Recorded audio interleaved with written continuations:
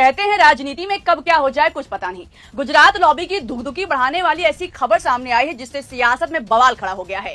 Cockroach जनता party NDA के अंदर दरार डालती हुई दिख रही है। इधर चंद्रबाबू नायडू की पार्टी ने किनारा करते हुए भाजपा को आईना दिखाया। उधर खबर सामने आ रही है कि अब प्रधानमंत्री नरेंद्र मोदी की एक साल में विदाई तय है, जिससे हड़कंप मच गया है। और दोस्तों ये खबर हम हवा हवाई में नहीं बता रहे हैं, बल्कि बाकायदा खबर मौजूद है कि कॉकरोच जनता पार्टी को लेकर इतना बवाल मच गया है कि चंद्रबाबू नायडू की पार्टी भाजपा की बात मानने को तैयार नहीं है।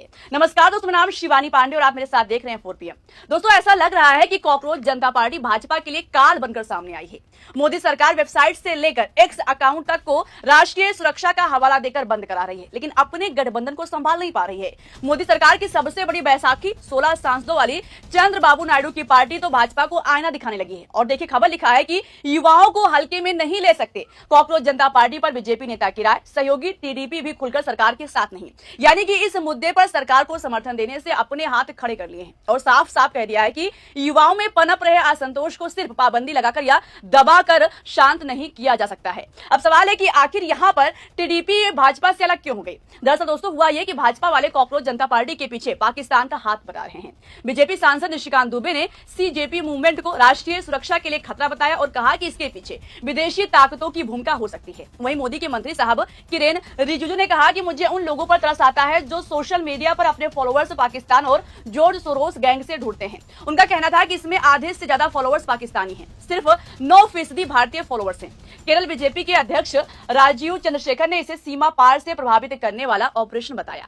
लेकिन दोस्तों यही भाजपा का आरोप उन पर ही उल्टा पड़ गया। एक तरफ कॉकरोच जनता पार्टी के फाउंडर अभिजीत दीपके ने सबूतों के साथ भाजपा को मुंह तोड़ जवाब दिया और सारे आरोपों को बेनकाब कर दिया, तो वहीं दूसरी तरफ टीडीपी ही भाजपा के खिलाफ खड़ी नजर आने लगी। देखिए दोस्तों ये वो सबूत है जिससे साफ पता चल रहा है कि 94% से ज्यादा भारतीय कॉकरोच जनता पार्टी से जुड़े हुए हैं, जबकि पाकिस्तान तो दूर दूर तक कहीं नजर नहीं आ रहा है। इसी से आप समझ सकते हैं कि कौन सच बोलने में राजा हरिश्चंद्र है। ऐसा लग रहा है कि भाजपा की आदत में शुमार हो गया है कि इनसे सवाल पूछने वाले को और नीतियों के खिलाफ सवाल उठाने वाले को देशद्रोही बताया जाएगा। मोदी की सरकार खुद अपनी गलतियों की कोई जिम्मेदारी नहीं लेती है, बल्कि अपनी नाकामियों पर पर्दा डालने के लिए जो सवाल पूछता है या जो विरोध करता है उसको पाकिस्तान से जोड़ दिया जाता है। हमें तो डर है कि कहीं कल को ये लोग नीट पेपर लीक को पाकिस्तान से जोड़ न दें।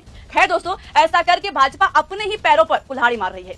इधर अभिजीत दीपके ने पूरी दुनिया को बताया कि भाजपा कितना बड़ा झूठ बोल रही है, और उधर नायडू की पार्टी की तरफ से साफ कह दिया गया है कि युवाओं में पनप रहे असंतोष को सिर्फ पाबंदी लगाकर या दबाकर शांत नहीं कर पाओगे। टीडीपी ने कॉकरोच जनता पार्टी के हैंडल पर प्रतिबंध लगाने की कोशिश को नकारात्मक नजर से देखा है।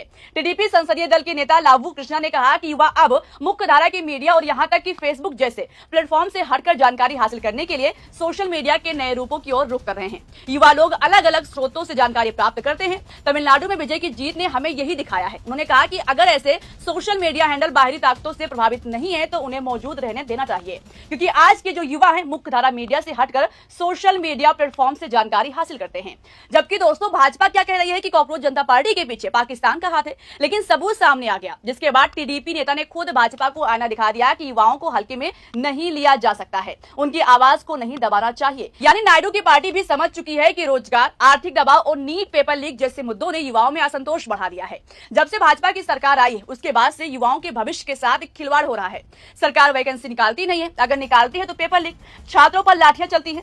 किसी तरह पेपर हो गया तो कुछ गड़बड़ियों के साथ मामला कोर्ट में पेंडिंग में चला जाता है। 1-2 पेपर छोड़कर कोई भी पेपर बिना बवाल के सरकार नहीं करा पा रही है। नीट पेपर लीक का मुद्दा गर्म है, लेकिन इसी बीच दोस्तों लेखपाल भर्ती परीक्षा पर भी आरोप लग रहा है कि पेपर लीक हुआ है।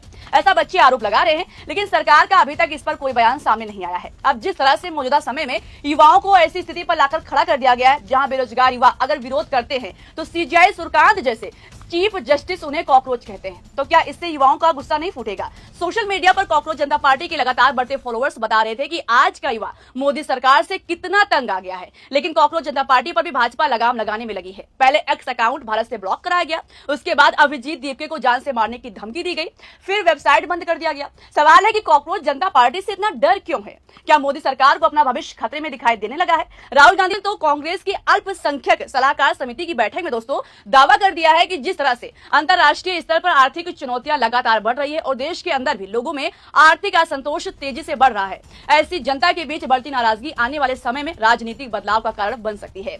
राहुल गांधी ने तो यहां तक दावा कर दिया है कि अगले 1 साल में मोदी सरकार गिरने वाली है। राहुल के इस बयान से संबित पात्रा को मिर्ची लग गई। राहुल गांधी जिस प्रकार से दंगे करवा करके, जिस प्रकार से अराजकता के माध्यम से सरकार गिराने की साजिश रच रहे हैं, कल के उस वक्तव्य से बिल्कुल स्पष्ट होता है कि यह कोई उनके मुंह से ऐसे ही नहीं निकल गया। जबकि दोस्तों राहुल गांधी ने क्या कहा, उन्होंने सिर्फ इतना कहा कि जिस तरह से देश में युवाओं का गुस्सा फूट रहा है, असंतोष बढ़ता जा रहा है, इसको देखकर लग रहा है कि एक साल में मोदी की सरकार गिर सकती है। दूसरी बात, भाजपा पहले अपने सहयोगियों को तो साथ लेकर आए। नायडू की पार्टी युवाओं के मुद्दों पर मोदी सरकार के साथ खड़ी नजर नहीं आ रही है। इतिहास गवाह है कि अगर युवा साथ आ जाता है तो सत्ता बदल जाती है। लेकिन भाजपाई अपने अंदर की कमियां झांकने के बजाय पाकिस्तान से कनेक्शन जोड़ते हैं। कहते हैं कि जिस और जवानी चलती है उस और जमाना चलता है। फिलहाल दोस्तों अभी के लिए इस खबर में इतना ही। क्या वाकई में जैसी स्थिति है, क्या मोदी सरकार अपना तीसरा कार्यकाल पूरा नहीं कर पाएगी? और जैसे अब नायडू की पार्टी